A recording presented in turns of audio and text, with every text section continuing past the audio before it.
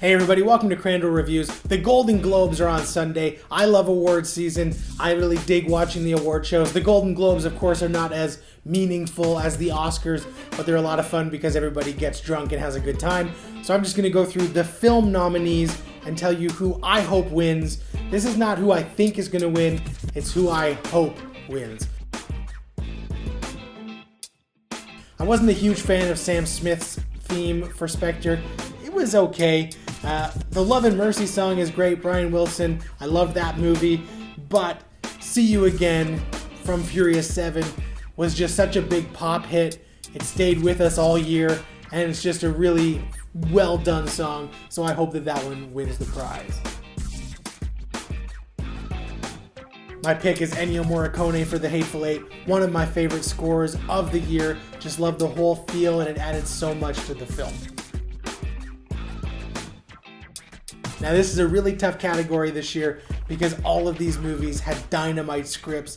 I absolutely loved the crackling dialogue of The Big Short and The Hateful Eight.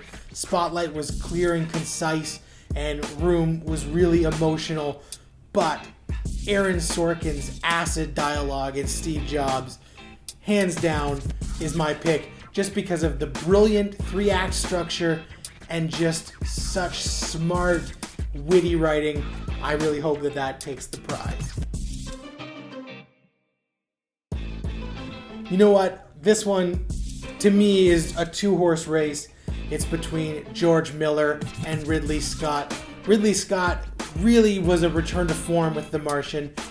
Big blockbuster filmmaking on a grand scale with such confidence, but George Miller's Mad Max Fury Road is a movie that only George Miller could have made. The direction was scalpel-like precision.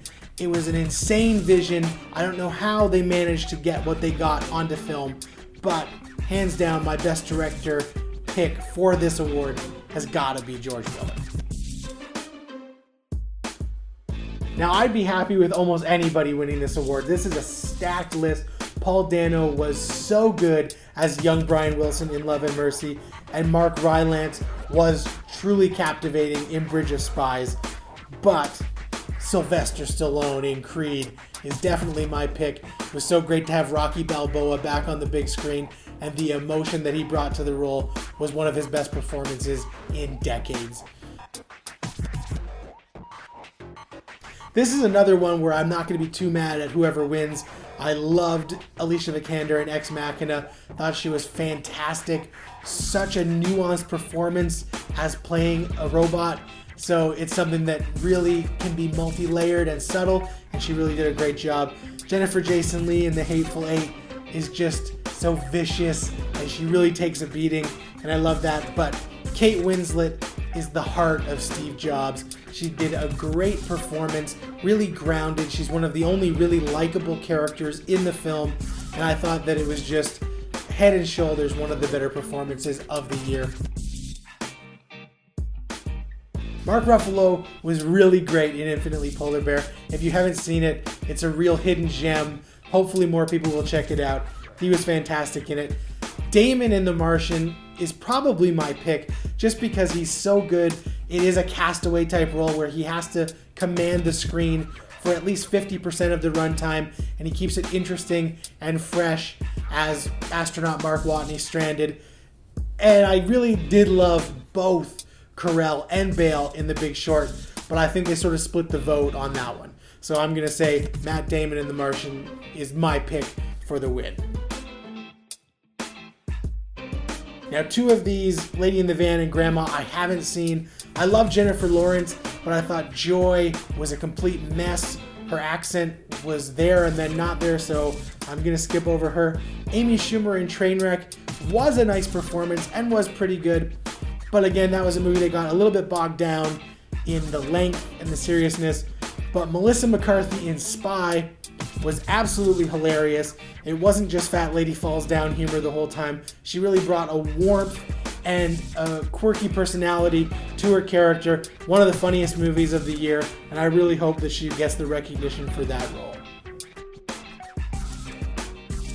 Of course, The Martian should have been nominated for drama. It is one of my favorite movies of the year, but because this is musical or comedy, I feel like Fox really screwed themselves by putting themselves in that category. I'll be happy if The Martian wins, but the best comedy movie of the year, for me, The Big Short is just so biting, so hilarious, while also being dramatic. So that's my pick for that. Concussion was kind of boring, really by the numbers, and not that interesting. Will Smith was fine with it, but it was kind of meh to me. I do not like Eddie Redmayne in almost anything. I'm really hoping that the Harry Potter spinoff will change that for me, but I would hate to see him win this. I'd be very pissed off.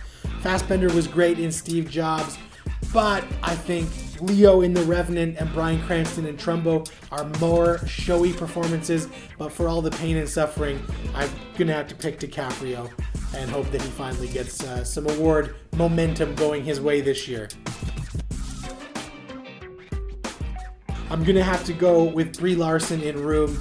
Just an emotional performance, so raw, so nuanced, just pure powerhouse.